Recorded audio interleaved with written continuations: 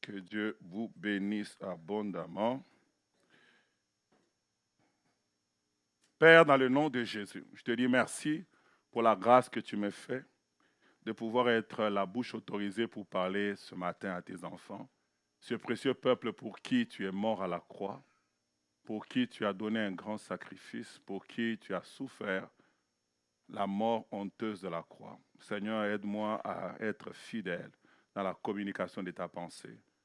Malgré les temps limités, j'aimerais dire les vertus du royaume et les dire correctement. C'est dans le nom de Jésus. Je prie pour les dîmes, les offrandes qui ont été apportées dans ta présence. Bénis ceux et celles qui ont contribué à cela. Et souviens-toi de ceux-là qui avaient la volonté mais non la capacité, afin que prochainement, ils soient à mesure de te bénir.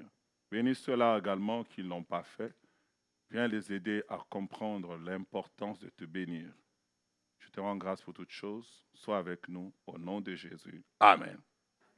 Nous sommes ensemble dans le livre de 2 Timothée, chapitre 2, versets 3 et 4. La Bible parle en disant « Souffre avec moi comme un bon soldat de Jésus-Christ. Il n'est pas de soldat qui s'embarrasse des affaires de la vie s'il veut plaire à celui qui l'a enrôlé. » Au travers de ce texte, Dieu nous parle depuis 3 semaines sur le thème « Être un bon soldat de Jésus ». Et quand nous lisons ce texte attentivement, l'apôtre ne dit pas que nous devons donc si on veut, on peut être un bon soldat de Jésus, mais il dit souffre comme. En fait, il veut dire ça doit être ta référence, d'être comme un bon soldat de Jésus. J'aimerais d'entrée de jeu dire que ce n'est pas une suggestion. Le Seigneur nous appelle à être des bons soldats de Jésus. Le Seigneur s'attend que chacun d'entre nous soit un bon soldat de Jésus. Que tu le veuilles ou non, que je le veuille ou non, le cœur de Dieu a besoin de soldats dans son armée. J'aimerais que tu dises à ton frère et à ta soeur qui est à côté de toi, sois un bon soldat de Jésus. Et par la grâce de Dieu, nous avons expliqué beaucoup de choses que je ne vais pas revenir, que vous pouvez trouver sur YouTube. Mais nous avons parlé de 2 grandes caractéristiques, 2 premières caractéristiques de ce qu'est être un bon soldat de Jésus. La première caractéristique que nous avons vue, c'est un bon soldat de Jésus est une personne qui s'affaire à plaire à son Dieu. Ça doit être sa motivation. Chaque fois qu'il fait les choses, il ne les fait pas pour que les gens le voient, mais il le fait pour que celui qu'il a appelé au ministère, celui qu'il a appelé des ténèbres à son admirable lumière, puisse être content. Ma question pour toi, quand tu t'es levé ce matin et que tu as fait ce que tu as fait, et que tu t'es habillé comme tu t'es habillé, et que tu as pris la décision de venir en ces lieux, est-ce que tu pensais dans ton esprit ce que le Maître pense de toi? Plusieurs personnes nous vivons sans s'inquiéter de l'avis de Dieu à notre sujet. J'aimerais te dire, nous ne devons pas vivre selon nous-mêmes. Nous ne devons pas vivre selon les voisins et les voisines, mais nous devons chercher à chaque instant de notre vie de nous poser la question, c'est vrai que je vis, c'est vrai que je fais ceci ou cela, est-ce que Dieu est content de moi? Telle devait être la question et la préoccupation de toute personne qui est sous le son de ma voix. Je prie le Seigneur que Dieu t'accorde à chaque moment de ta vie de lui faire plaisir. Que Dieu t'amène quand tu prêches, quand tu modères, quand tu ne prêches pas, quand tu jeûnes, quand tu ne jeûnes pas, quand tu fais ceci, quand tu fais cela, que tu sois toujours l'objet du plaisir de l'Éternel. Quand Dieu te regarde et dit, je prends plaisir dans la vie de cet homme, je prends plaisir dans la vie de cette femme, il faut que Dieu prenne plaisir à toi. La deuxième chose, rapidement, c'est qu'un vrai soldat de Jésus est une personne capable à endurer les souffrances. La vie n'est pas faite toujours des roses. La vie n'est pas faite toujours des bonnes choses. il y aura des défis, il y aura des moments difficiles, il y aura des situations compliquées. Le diable va te résister. Les moments peuvent être catastrophiques. La condition humaine peut être méchante avec toi. Malgré toutes ces choses, Dieu aimerait que son soldat ne s'arrête pas à cause de cela, que ne puisse pas stopper à cause de cela, ne puisse pas ralentir à cause de cela. Peu importe ce que je vis, je vais continuer, je vais avancer, je vais persévérer, je vais progresser, je vais encore faire plus. Aucune personne, aucun élément terrestre ne peut me stopper. N'est-il pas écrit qui nous séparera de l'amour de Christ? C'est reste la faim, la mort, la famine, la disette. Rien ne peut me séparer de l'amour de Christ. Je prie le Seigneur qu'une personne qui est sous le son de ma voix, que Dieu t'accorde la grâce de ne jamais t'arrêter à cause de ce que les hommes disent. De ne jamais t'arrêter à cause des moments difficiles de ta vie. De ne jamais t'arrêter parce que les gens t'ont abandonné. Même quand tout le monde te laisse, même quand ton mari part, ta femme part, tes enfants partent, reste attaché à Dieu. Cela montre ta loyauté, ta fidélité envers le Dieu de ton salut. Il dit, souffre avec moi comme un bon soldat de Jésus. Dis à ton voisin, dans le parcours que nous avons, il y a une part de souffrance que tu dois supporter. Je sais que tu ne veux pas le dire, mais même si tu ne le dis pas, ça va se faire. Plusieurs personnes pensent que non, la souffrance c'est pour les autres. Non, même si tu refuses de donner à ton enfant le nom de Job, même si tu ne donnes pas ce nom-là, cet homme, même s'il s'appelle Jean-Sébastien, il aura aussi sa part de souffrance. Alléluia. Et ce matin, j'aimerais avancer rapidement avec mon troisième point. Si tu veux être un bon soldat de Jésus, tu ne dois pas te laisser distraire. Plusieurs personnes échouent d'être utilisées par Dieu parce qu'ils sont facilement distraits par n'importe quoi.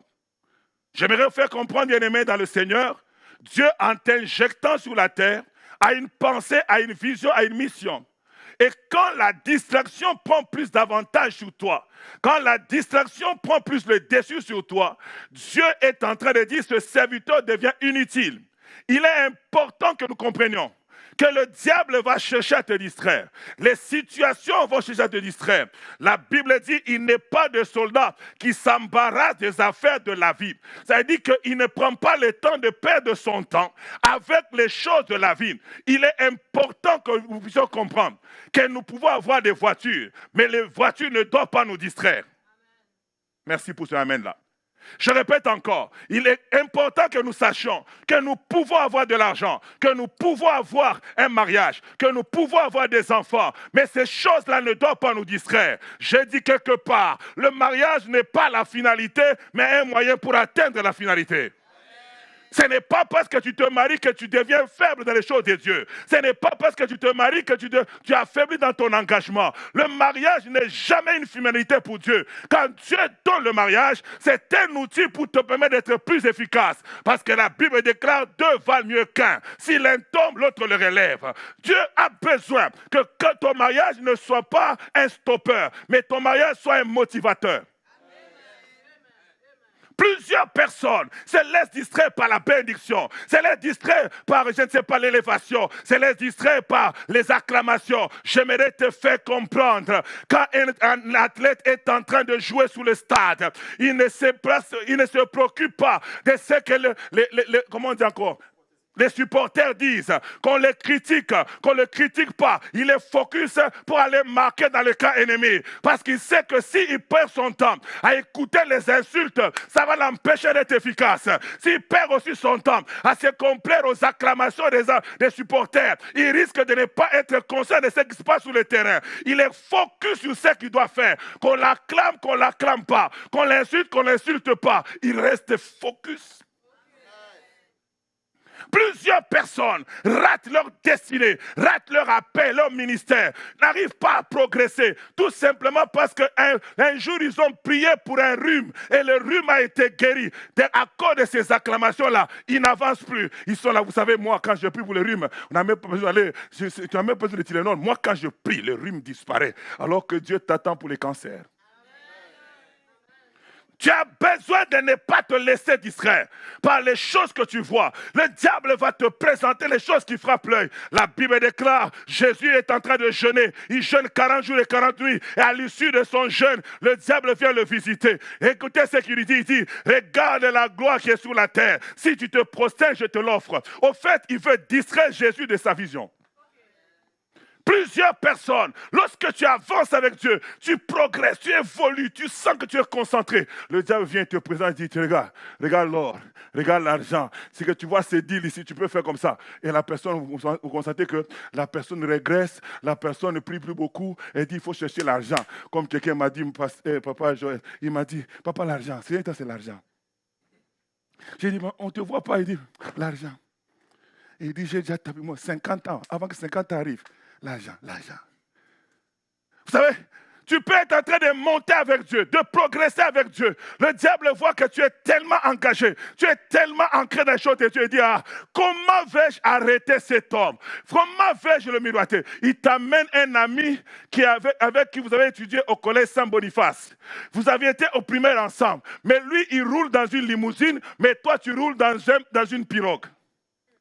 Et quand tu regardes comme ça, tu dis, mon Dieu, je suis en retard. Parce que lui, regarde, on était ensemble à Saint-Boniface. D'ailleurs, quand on était à Saint-Boniface, c'est moi-même qui lui expliquais les mathématiques. Mais maintenant, regarde comment lui roule. Regarde moi comment je roule. Et le diable prend ton attention, qui était focus de réaliser ce pourquoi Dieu t'a planté sur la terre, et il apporte ça sur les choses matérielles. Je lève ma main droite et je prie que Dieu te déconnecte de toute distraction dans le nom de Jésus de Nazareth.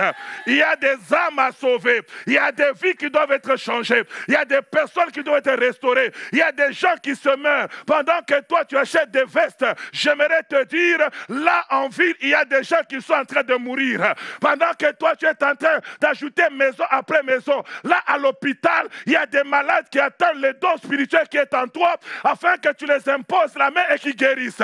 Pendant que toi, tu passes le temps d'accumuler richesse après richesse, j'aimerais te dire, il y a des stériles qui disent, qui va prier pour moi afin que je porte un fils? Et Dieu a mis en toi la grâce pour pouvoir donner aux enfants. Mais tu es en train de jouer avec la grâce. Dis à ton voisin, ne sois pas distrait. Vous savez, j'étais en train de méditer, je pensais, Dieu a dit aux enfants d'Israël, allez conquérir Cana et Pana qui sont en train d'aller en conquête. C'est là que quelqu'un, mais moi Josué 7, 21, c'est là que quelqu'un prend le plaisir de trouver un moment de distraction. Vous devez comprendre que quand nous sommes en train d'être en guerre, ce n'est pas le moment de la distraction. La Bible dit qu'ils étaient en guerre, en train de partir pour aller prendre étape par étape. Ils ont conquis Jéricho. Ils veulent prendre Aïe. Mais pendant qu'ils sont en train de partir, regardez ce qui se passe. La Bible dit un jeune homme, un père de famille, il oublie que nous sommes en mission. Il oublie que Dieu leur a donné un objectif, de pouvoir conquérir Cana. Et lui, il se fait distraire. La Bible dit, j'ai vu. Dis à tes yeux, dis à tes yeux, mes yeux, arrête de me distraire. J'ai un objectif plus grand que ce que je vois. La Bible dit, j'ai vu dans le butin un beau manteau de chinéa. Ça a titillé, surtout toi, quand tu fais 5 heures au maquillage là. Tu n'as même pas le temps de prier. Je t'ai dit, je veux que tu pries avant d'aller à l'église ce matin. Tu dis, Seigneur, je vais prier. Vous prenez vos crochets là pour que amener le maquillage, hein. Au lieu d'aller comme ça monte comme ça en haut. Et tout ça pourquoi? Parce que tu as vu. Tu as vu que c'est beau. Tu as vu que c'est important. C'est toujours la vue qui distrait les gens. La Bible dit que, Ève va dire quoi? J'ai vu que cet arbre ou ce fruit était bon pour ouvrir l'intelligence, était bon pour que je devienne comme Dieu. Et j'en ai pris un peu. La vue, les yeux là, les yeux. C'est comme ça que quelqu'un peut sortir avec un homme marié à cause de quoi? Les yeux. C'est le mari de Moujinga. Non, les yeux. J'ai vu, il est beau. J'ai vu qu'il est intelligent.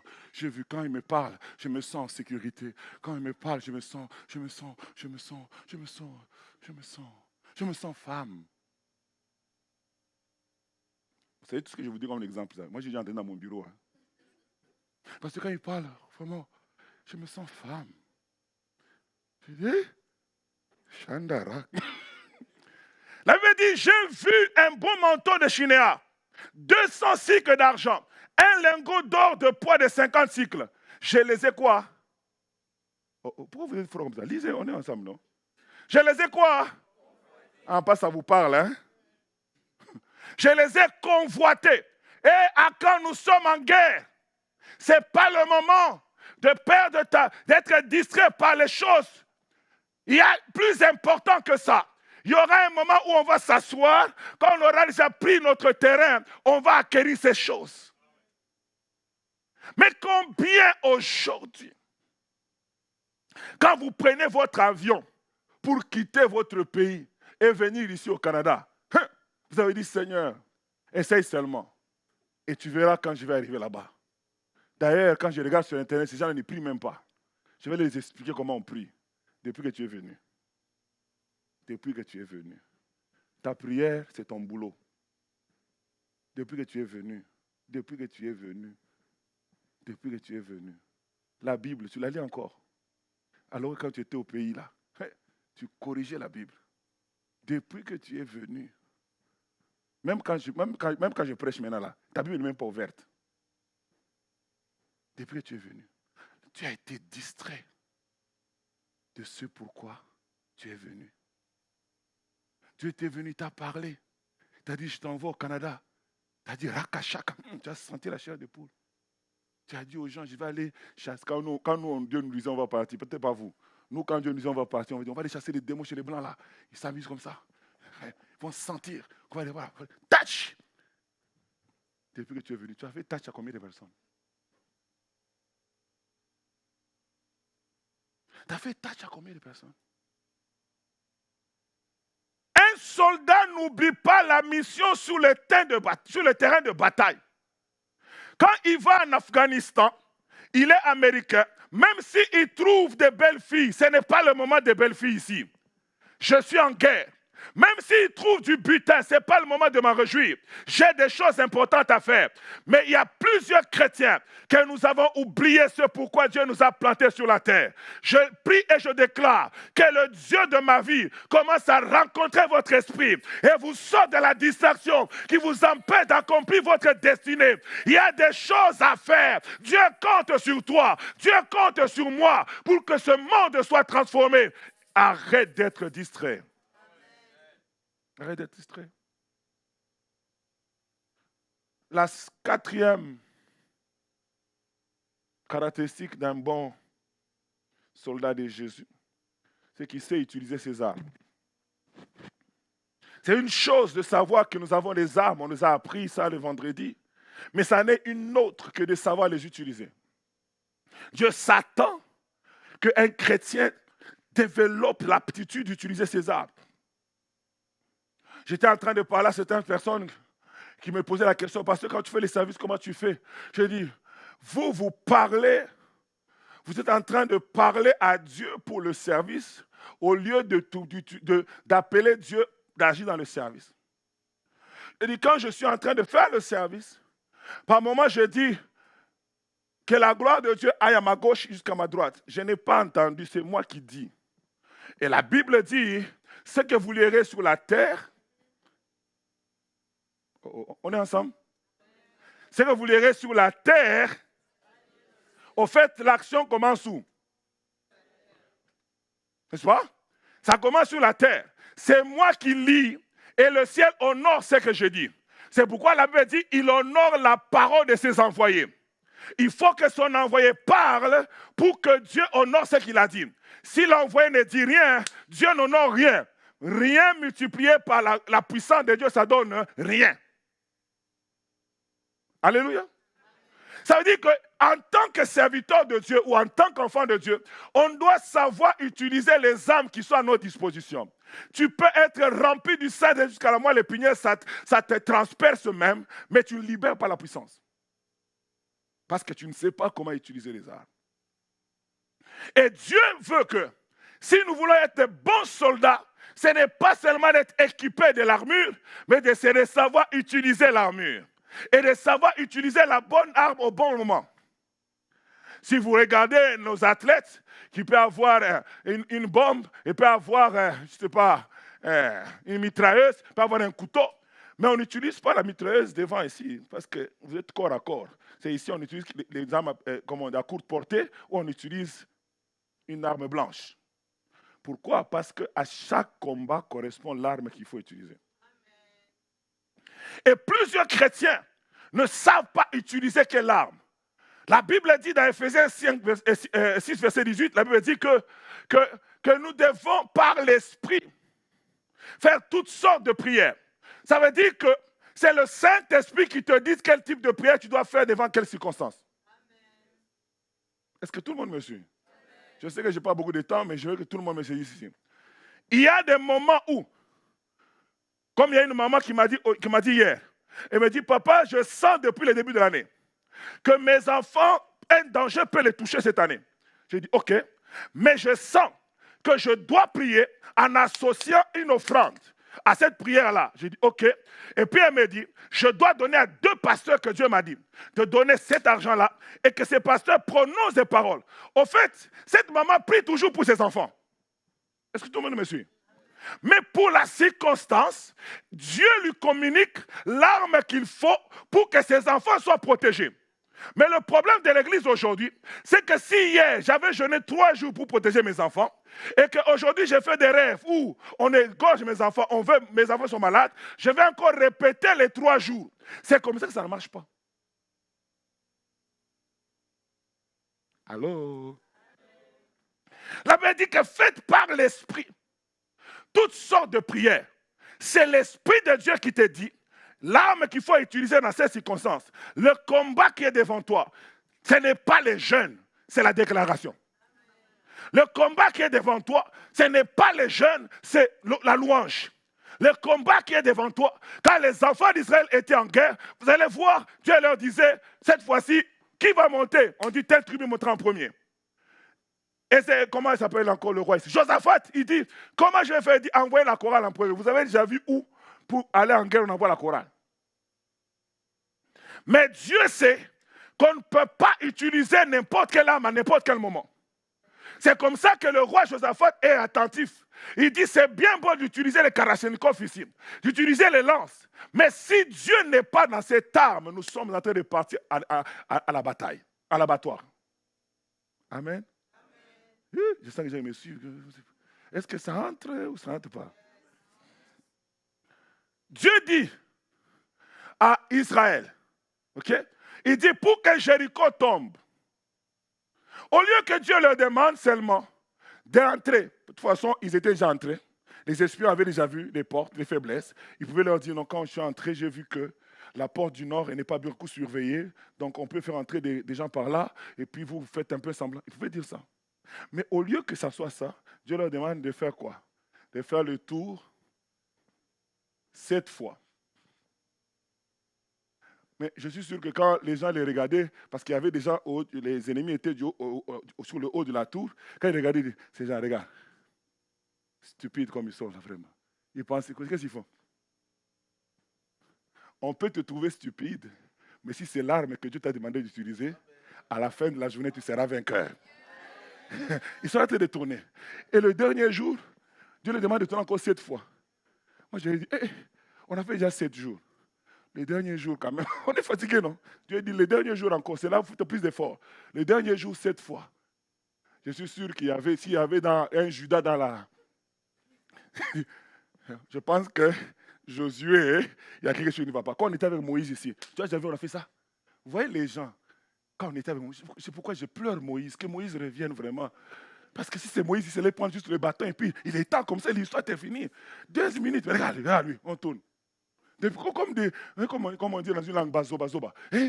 On tourne. C'est quoi? Mais c'était l'arme qu'il fallait utiliser.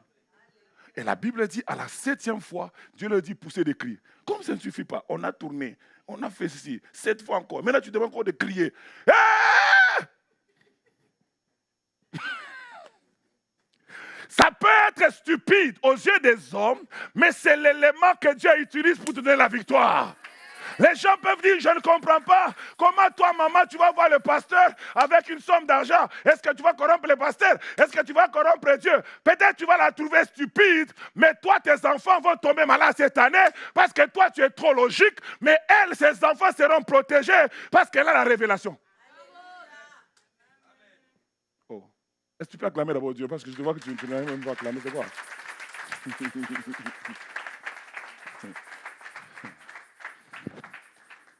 Savoir utiliser les armes de Dieu. Savoir utiliser les armes de Dieu. La 5e chose, c'est avoir ou développer une forte sensibilité spirituelle. Quand on est un soldat, on doit comprendre que nous marchons dans un camp ennemi et on a besoin des informations à jour à chaque instant. Et un soldat de Jésus ne se fie pas seulement aux informations d'hier. Il a besoin de connaître des informations à jour. Qu'est-ce que le diable fait maintenant? Qu'est-ce que Dieu veut que j'utilise maintenant? Qu'est-ce que Dieu veut que je fasse maintenant? Ce sont ces choses-là qui nous permettent de marcher dans la victoire. Lorsqu'on n'est pas sensible spirituellement, l'ordre de Dieu peut avoir déjà changé. Alors que nous, on continue à faire l'ordre d'hier. La Bible dit que les enfants d'Israël étaient conduits pendant le jour avec une colonne de nuée et pendant la nuit avec une colonne de feu. Et la Bible dit, quand la colonne s'arrêtait, Israël s'arrêtait. Si la colonne s'arrête pendant 5 jours, eux, ils doivent quoi? Rester 5 jours. Maintenant, imaginez-vous un instant qu'ils n'étaient pas sensibles lorsque la colonne a commencé à bouger. Ils étaient en train de faire leurs affaires, mais la colonne bougeait déjà. Ils allaient rester sans colonne. Or, la colonne les protégeait pendant la nuit avec la colonne de feu, ça les réchauffait. Donc, quand le fait qu'ils seraient déconnectés, l'anglais, excusez-moi, disconnected. C'est juste que, bon, écoute, au travail, on parle un peu beaucoup anglais, donc, comprenez, notre compagnie a été achetée par les Américains, ce qui fait que tous nos boss maintenant sont des Américains. Donc, même pour appeler bonjour, il faut seulement l'anglais sur maman. Notre compagnie a été achetée, donc, la compagnie est tellement elle est grande, donc nous, on est comme 20 francophones. Tous les restes, papa, ils sont au Nicaragua. Ils sont où? C'est ma anglais. Donc maintenant la bouche dit Amen. Alors, il faut que tu restes connecté. Parce que s'il est déconnecté, la nuée va se déplacer. Et pendant la nuit, tu auras froid. Pour toi dire, mais Dieu, tu m'as abandonné. Dieu ne t'a pas abandonné. C'est toi qui n'étais pas sensible au bon moment quand Dieu avait bougé. Il faut bouger au rythme de Dieu et non pas rester là où Dieu ne veut pas que tu restes. Peut-être hier, il voulait que tu y sois. Mais est-ce que maintenant, est-ce qu'il veut que tu y sois? Mon Dieu, franchement. Je connais une sœur. Dieu lui a dit de démissionner d'une compagnie. Il dit, démissionner? Il dit, oui, tu démissionnes. Et puis on lui payait bien. Mais là où Dieu lui demande d'aller, on paye moins. Quand il vient me voir, je lui dis, maman, va là-bas. Oh, les talons de paye. J'ai dit, va là-bas. Parce que Dieu, s'il te demande de bouger, il sait pourquoi. Peut-être toi, tu ne comprends pas aujourd'hui, et moi, je ne comprends pas. Moi, ton passé, je ne comprends pas. Mais tout ce que je te dis, sois sensible, bouge. Vous savez, quand elle a bougé, quelques temps après, la compagnie en arrière a fait faillite. On a limogé les gens. Donc, si elle était restée, elle serait parmi la liste des personnes qu'on allait mettre dehors. Elle serait sans job. Donc, la grâce de Dieu dépend de la sensibilité. Plusieurs personnes ne sont plus sensibles au Saint-Esprit. Ésaïe 42, 19 nous dit ceci. Qui est aveugle, sinon mon serviteur? Ça, ces passages me choquent toujours. On n'a pas dit sinon quelqu'un du peuple. On dit qui est aveugle, sinon quoi? Mon serviteur. Le serviteur de Dieu est aveugle. Qui est sourd, sinon le messager que j'envoie? Qui est aveugle comme l'ami de Dieu. Je suis ton ami, mais je ne vois pas. En fait, Dieu veut nous dire quoi? Tu peux être à côté de moi, mais tu es insensible à ce que je te demande de faire. Parce qu'un ami n'est pas loin. Mais malgré ton amitié, malgré que tu pries, malgré que tu fais ceci, mais tu n'es pas sensible au mouvement du Saint-Esprit. Ma prière est que Dieu nous rende sensibles. Que tu sois en mesure que même tes 5 sens peuvent te dire que le mouvement de Dieu a bougé. Que tu sois en mesure par tes yeux, par tes oreilles, par ton goûter, par le toucher, par tous les 5 sens, d'être capable de savoir que je sais et je sens que Dieu n'est plus ici, mais il est maintenant rendu là-bas. C'est une chose qui va t'aider fortement dans la vie. Ça va t'aider. Imaginez-vous si Abraham n'était pas sensible comme toi et moi. Vous savez ce qu'il allait faire? Il allait tuer Isaac. Quand il a pris le couteau, il a mis Isaac. C'était la volonté de Dieu, oui ou non? Quand il a commencé à faire ça, c'était la volonté de Dieu, oui ou non? Mais quand il descendait, tu sais toujours la volonté de Dieu, oui ou non? Non. Parce que Dieu a dit, arrête! Maintenant, imaginez-vous, pendant qu'il faisait ça, lui, il était plus sensible. Et puis, Isaac serait mort alors que ce n'était pas la volonté de Dieu qu'il soit mort. Combien d'entre nous tuons nos Isaac alors que Dieu ne voulait pas qu'on les tue? Combien d'entre nous, à cause du manque de sensibilité, nous sommes en train de rater la prochaine saison de notre vie? Il y a des choses que Dieu veut faire dans la prochaine saison, mais ton insensibilité t'empêche de pouvoir arriver à ce niveau-là. Dieu a besoin d'un peuple qui est sensible à la volonté de Dieu.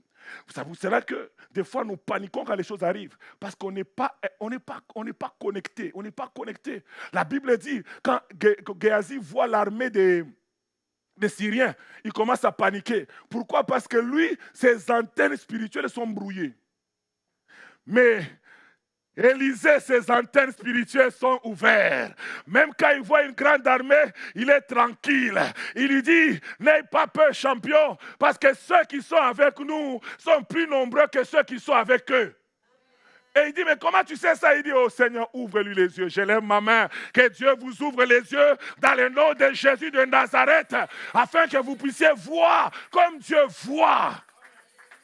Par moments, nous pleurons alors que nous ne devons pas pleurer. Par moments, nous hésitons alors qu'on devait courir dans cette direction-là. Que Dieu t'accorde la sensibilité spirituelle. Sois sensible. Sois sensible. Explore mon fils, il est là, il n'est pas là. Quand j'étais j'étais avec lui à Montréal, j'ai commencé à prêcher, j'ai prêché. À un moment donné, j'arrive à un peu de message. J'ai dit, il est là. J'arrête mon message.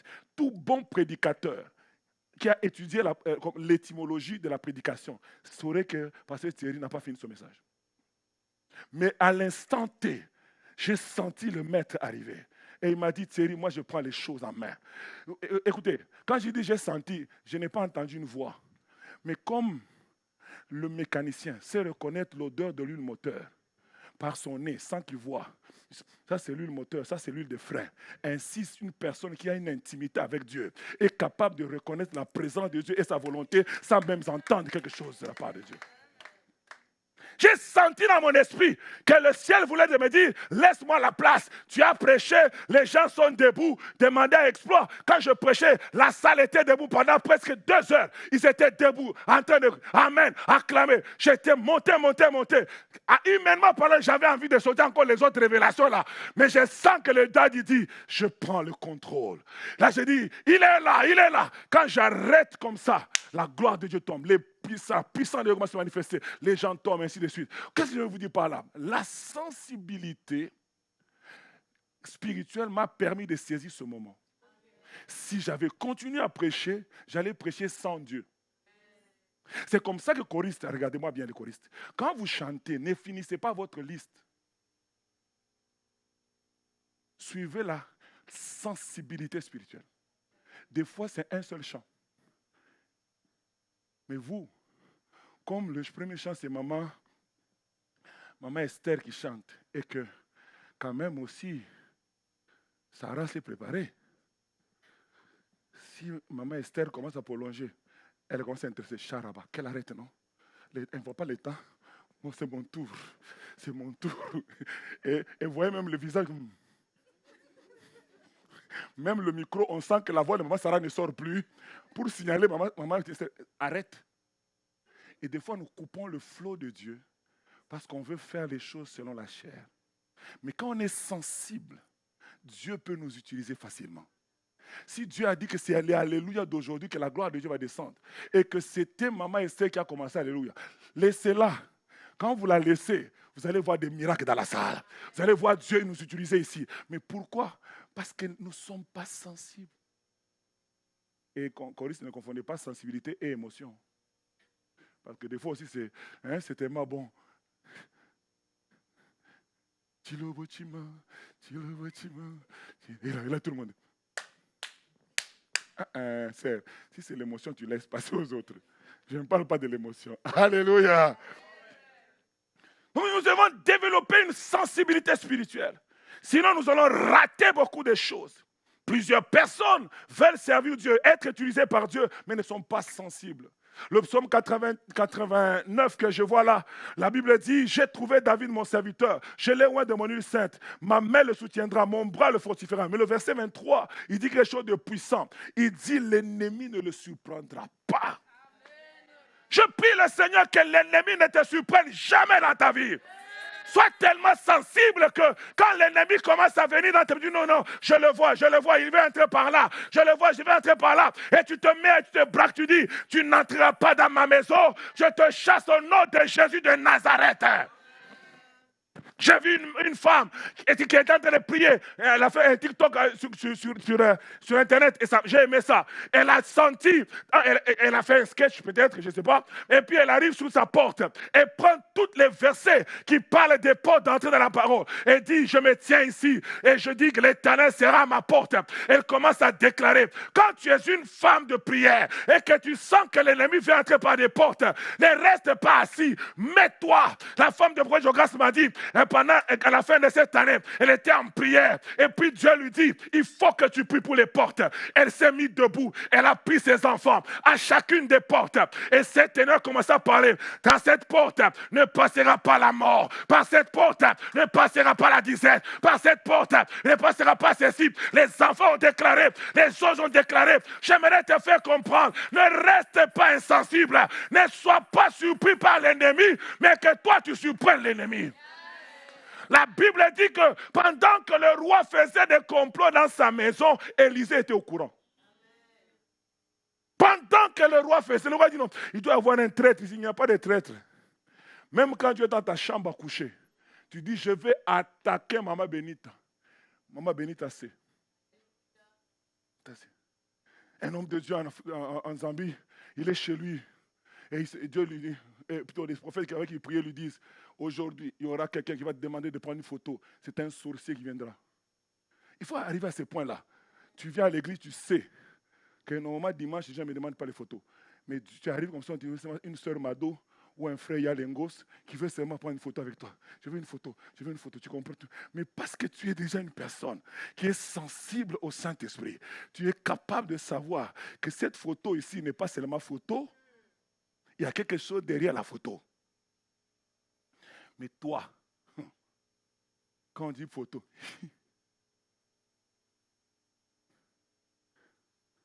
alléluia, nous devons développer notre sensibilité spirituelle. Nous sommes dans une guerre. Le manque de sensibilité peut te tuer. Le manque de sensibilité peut tuer tes enfants. Le manque de sensibilité peut tuer ta famille par le fait que tu n'es pas sensible. Il faut être sensible. Il faut être sensible. Les hommes spirituels peuvent témoigner que si tu arrives même dans une maison où il y a des choses mauvaises, tu peux même sentir la chair de poule. Quand tu as développé une sensibilité forte avec Dieu, des fois tu arrives, tu sens même la main, tu sens que la main devient lourde. Moi, il y a des personnes, j'arrive comme ça, je sens la main rouge, je comprends que je ne dois même pas le saluer. Je dis seulement bonjour. Mais si tu ne fonctionnes pas comme ça, je te garantis, l'ennemi va te manger tout cru. Il faut développer une forte sensibilité. Parce que nous vivons dans un monde bizarre. Avec des gens en cravate, mais bizarre. Avec des gens en gros sourire, mais bizarre. Mais si tu n'es pas sensible, tu risques toi-même d'amener dans ta maison la chose que tu ne voulais pas que ça arrive. La 6e chose, c'est être discipliné. Un soldat de Jésus doit être une personne disciplinée. Il doit s'imposer certaines disciplines. Vous savez, un soldat, dans la vraie vie, il se lève le matin, il court.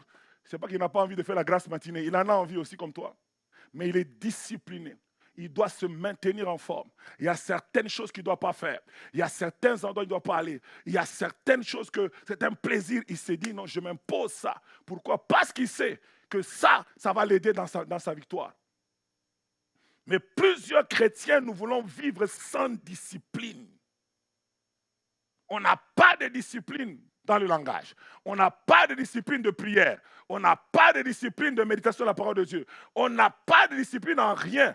Tout ce que tu fais, c'est par hasard. Ça dit que le jour là, tu es là, tu n'as rien à faire. Ça fait longtemps que je n'ai pas lu la Bible. Tu prends ta Bible. Et je vais lire quoi encore? 1, 2, 3. Ah, Matthieu 5, 33. Ok. C'est une indiscipline notoire. Un chrétien doit être discipliné. Tu dois se dire, je dois finir ma Bible cette année. Tu te disciplines de la lire de sorte que le 31 décembre, tu te dis, j'ai fini la Bible. Tu dois être capable de dire que cette année, je dois étudier sur la foi, par exemple. Tu te mets, tu étudies. Je connais un pasteur qui lit 3 livres par année. Je connais même un autre qui lit 2 livres par mois. Toi, tu lis combien? 2 livres chrétiens par mois. Toi, tu ne te rappelles même pas la dernière fois que tu as commencé même un livre chrétien et la dernière fois que tu l'as fini. Et le problème, c'est que nous voulons tellement aller loin avec Dieu sans se discipliner. Quel est cet étudiant qui veut avoir son diplôme mais qui n'a pas de discipline? Un bon étudiant, il veut réussir ses études, il est discipliné. Il sait que mon temps d'études, c'est à telle heure. Même si on l'appelle par Nathan, il dit, hey, on doit jouer au basket. Il dit, Nathan, est-ce qu'on ne peut pas faire ça demain? Pourquoi? Parce que dans ta tête, il a son horaire. Mais aujourd'hui, les chrétiens n'ont aucune discipline. C'est comme ça que les gens prennent même rendez-vous avec leurs cousins le vendredi le soir. Parce que l'enseignement des vendredis n'est même pas dans ta tête. Indiscipline totale. Mais un chrétien sérieux, il est discipliné. Il dit que mon âme a besoin des enseignements des vendredis. Je ne peux pas mettre un programme là-bas. Mon culte du dimanche est important pour ma foi. Je ne peux pas mettre des choses là-bas. Mais toi, je ne parle pas des gens qui sont au travail, mais toi, c'est juste, on t'appelle ton ami de Saint-Boniface. Tu dis, hey, je suis dans la ville. On peut-tu faire une petite virée? Tu vas m'amener, c'est où là? Là où ça tourne là-bas, c'est quoi?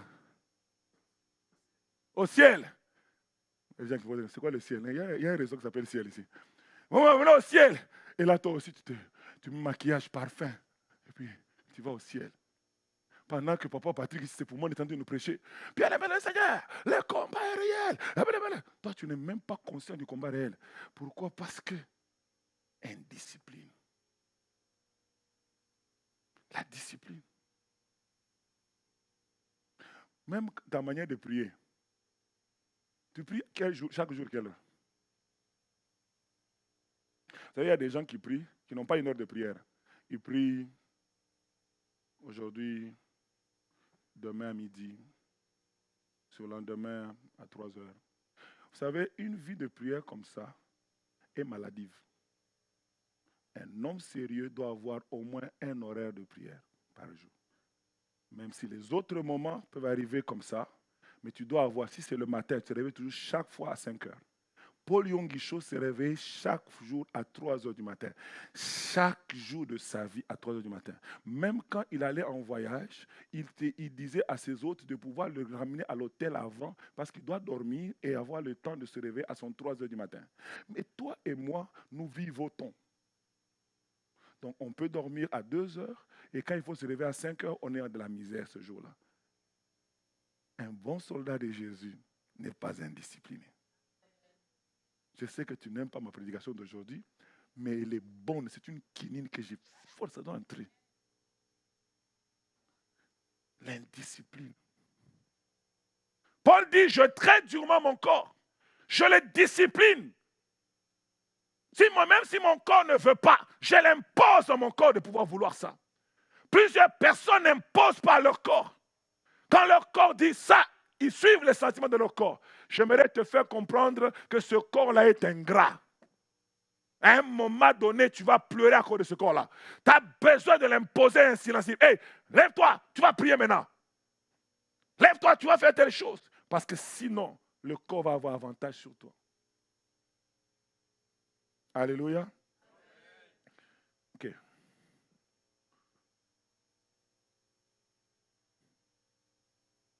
Le prochain point, c'est être loyal. Vous pouvez écrire, mais je ne vais pas le commenter. Être loyal. Un bon soldat de Christ doit être loyal.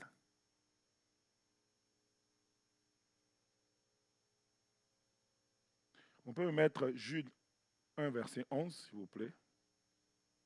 Et on va mettre aussi 1 Jean 3, 12 pour cette partie.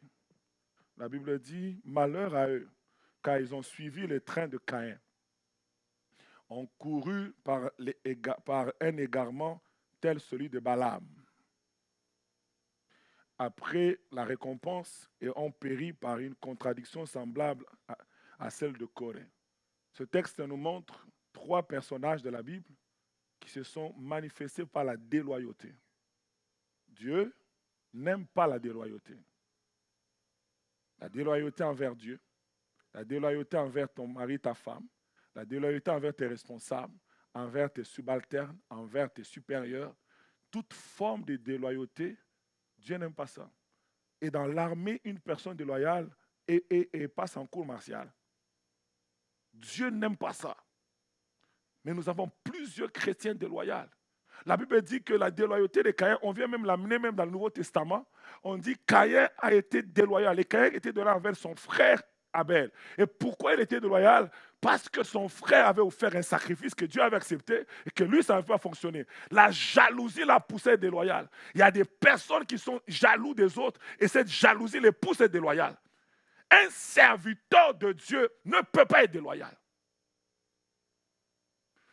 Et la deuxième catégorie, c'est l'égarement de Balaam. Ce sont les gens qui sont déloyaux à cause de l'argent. Balaam a changé son ministère parce qu'on lui a donné de l'argent. Combien de personnes ici servent Dieu pour l'argent? Surtout les musiciens.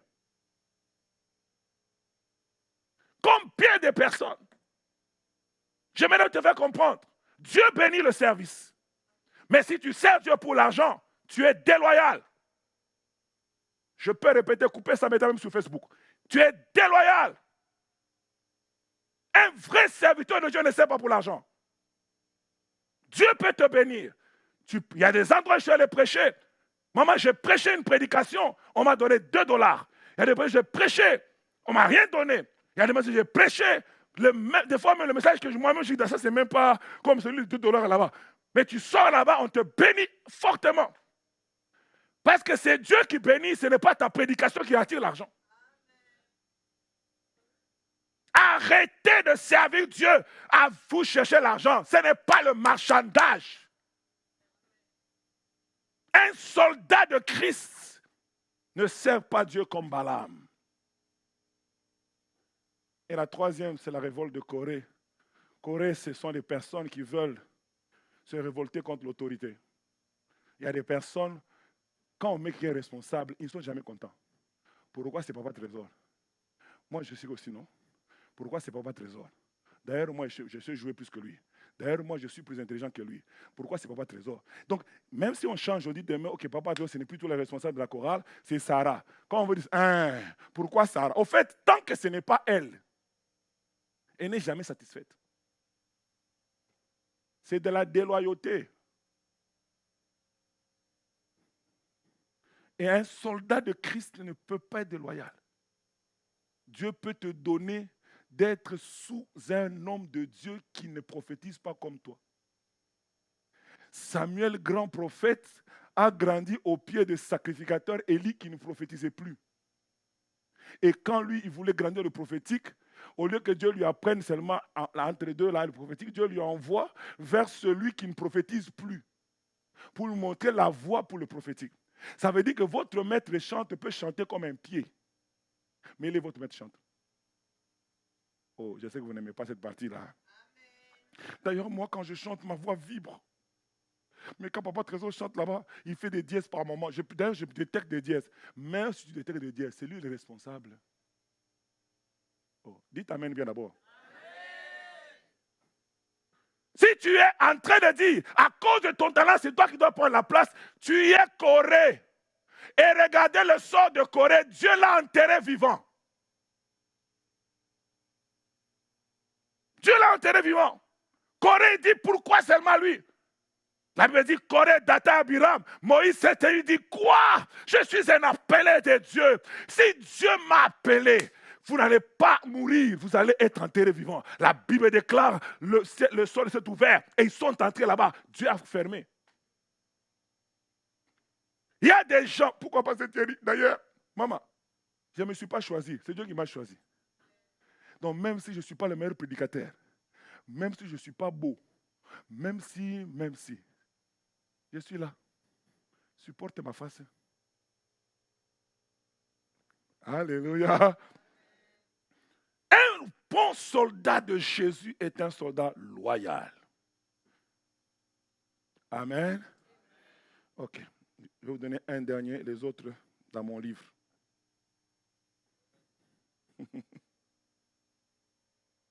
On va aller au dernier média. Le dernier, c'est un bon soldat de Christ.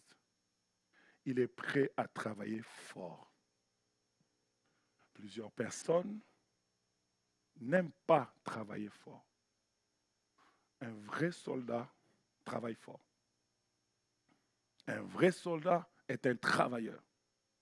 Un travailleur, il est constant. Il travaille. Mais beaucoup de chrétiens s'appuient sur la grâce sans travailler la grâce. Je répète parce que je sens que vous êtes distraits. Beaucoup de soldats ou beaucoup de chrétiens s'appuient sur la grâce sans travailler la grâce. C'est-à-dire qu'il sait que je sais chanter, mais ne travaille pas son chant ou sa qualité de chant. Et il se contente en ça parce que les gens ne veulent pas travailler. Je suis un prédicateur. D'ailleurs, Dieu avait prophétisé 3 fois, mais il ne travaille pas son don de prédication. Un bon soldat travaille. Mais nous avons beaucoup de paresseux dans la maison de Dieu. Des gens qui ne veulent pas travailler, mais qui veulent le poste. Des gens qui ne veulent pas travailler, mais qui veulent la gloire. Des gens qui ne veulent pas travailler. Tu ne peux pas monter si tu ne travailles pas. Et le travail n'est pas démoniaque parce que le travail était créé avant la malédiction. Genèse 2,15, Dieu a créé le travail avant la malédiction. Il a créé le travail, il dit que tu vas travailler, tu vas cultiver le jardin. Mais plusieurs chrétiens, ils ne veulent pas travailler. Dis à ton voisin, il faut travailler. On doit travailler. On doit travailler. La Bible dit, paresseux, va vers la fourmi. Regarde comment elle travaille pendant l'été. Elle amasse pour que quand le moment difficile viendra, qu'elle puisse être capable de pouvoir faire des choses. Mais il y a plusieurs personnes qui ont des grâces, qui ont des talents au milieu de nous. Mais le travail est médiocre, le travail est faible.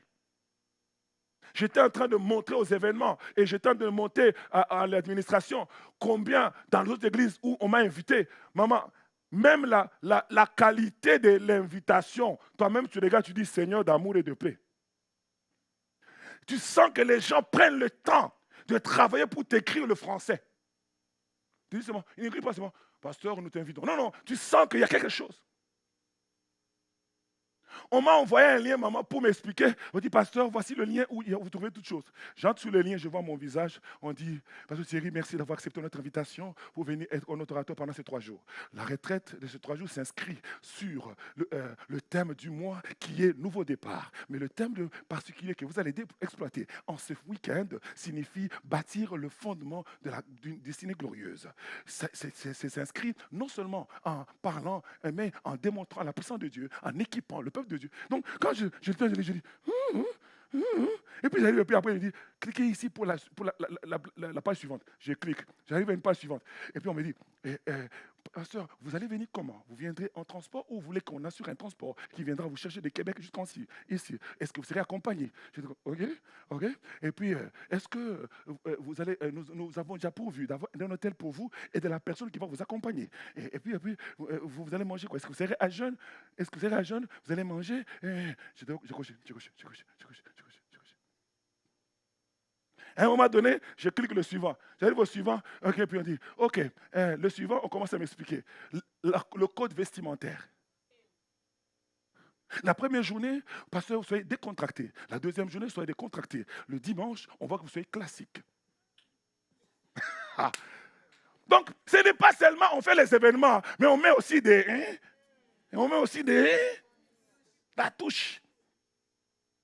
Et après, je crie encore. Un moment, on dit, ici, c'est la plateforme des médias. Donc, vous retrouverez ici, après notre séminaire, les photos pour garder un bon souvenir de tout ce qui s'est passé, ainsi que quelques vidéos que nous avons prises durant l'événement, que vous pourrez partager avec vos camarades, vos collègues. Demandez à Exploit. On l'a logé, on l'a fait manger.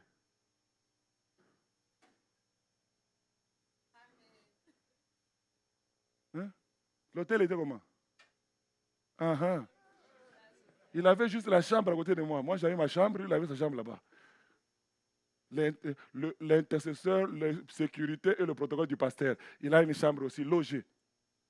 Et puis j'arrive comme ça, on dit, pasteur, vous avez conduit? J'ai dit, oui, j'ai conduit. Pasteur, on ne veut pas que vous puissiez conduire pendant le week-end.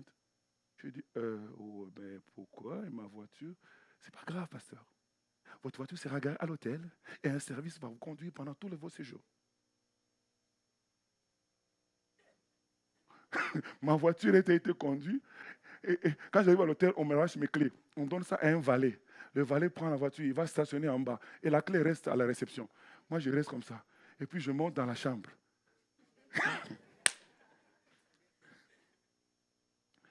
Ce n'est pas au Nicaragua, c'est toujours ici. Pourquoi on ne fait pas ça? Au fait, on a un département, on a des responsabilités, on est platonique. On ne travaille pas.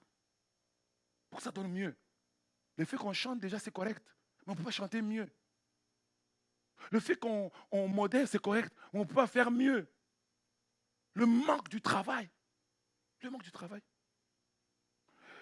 Maman, bon, je vous challenge à cause de ça parce que c'est la semaine passée. Je vais vous challenger un peu. On était avec Exploit, on a amené la nourriture. J'ai dit, hein? Vous savez, c'est le même Makemba que vous faites là. Mais la présentation de Makemba, une planche en bois, on a mis le Makemba, on les a déjà placés comme si ça se monte. Alors que nous, on donne un bol au Makemba. C'est rangé là-bas. Débrouille-toi dedans. Donc même le repas, la présentation à un niveau que toi-même tu te dis, je suis dans un restaurant ou où?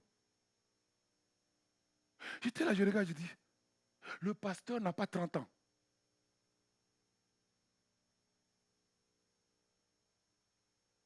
La majorité de son église sont dans cet environnement-là.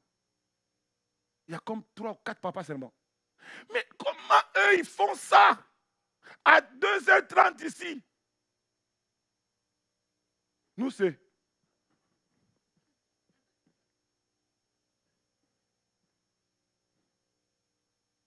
Au fait, je ne dis pas qu'on n'a pas les talents. On a les talents. Le problème, on ne travaille pas. On ne travaille pas. On ne travaille pas. On ne travaille pas. On ne travaille pas. Juste ça, ça ne prend pas la tête à Papineau pour faire ça. Maman, juste ranger les Makemba là. Ça ne prend pas la tête à Papineau. On n'a pas besoin d'être intelligent jusqu'où. Non, non. C'est juste qu'ils ont pris le temps. Ils disent, il faut que la présentation du repas doit être correcte. Je peux passer beaucoup de choses. J'avais dit à Exploit, je dis, quand on va là-bas, tu regardes. Il y a beaucoup de choses que nous pouvons faire. Nous avons des meilleurs équipements. Nous avons mieux que eux. Nous avons beaucoup mieux que eux en beaucoup de choses. Mais seulement, c'est brut. Ce n'est pas travaillé. Ce n'est pas raffiné. Raffiné. Peuple de Dieu, Dieu n'a pas besoin juste des soldats, mais il a besoin des travailleurs. Si nous voulons aller loin avec Dieu et faire des grandes choses avec Dieu, Dieu veut qu'on travaille.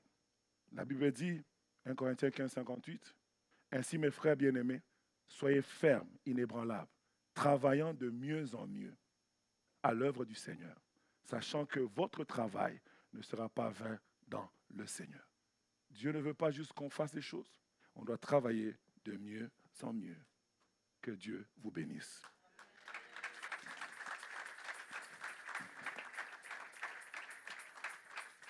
Nous allons nous mettre debout, s'il vous plaît. J'aimerais que tu pries.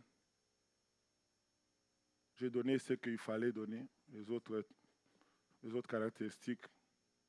Si Dieu me donne la force, j'écrirai un livre là-dessus. Mais j'aimerais juste qu'avec ce qu'on a donné, que tu pries le Seigneur. Que tu pries le Seigneur. Dieu veut aussi le meilleur. Dieu a besoin de meilleur. J'étais en train de dire, hier, on avait réuni avec l'équipe d'administration. J'ai dit, on ne peut pas être une église avec une administration faible. On doit être meilleur.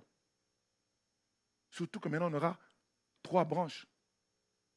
Il faut qu'on soit en mesure à chaque minute de savoir quoi et où. C'est ça.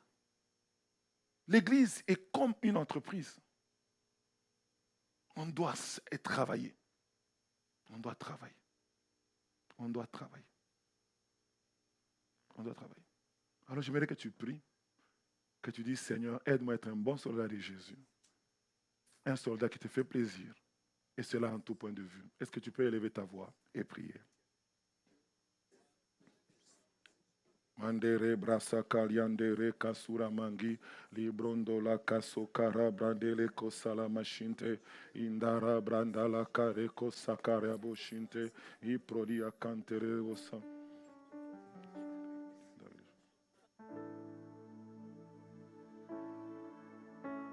Kabasandara bakente blosa plese prira blosa kabashinda.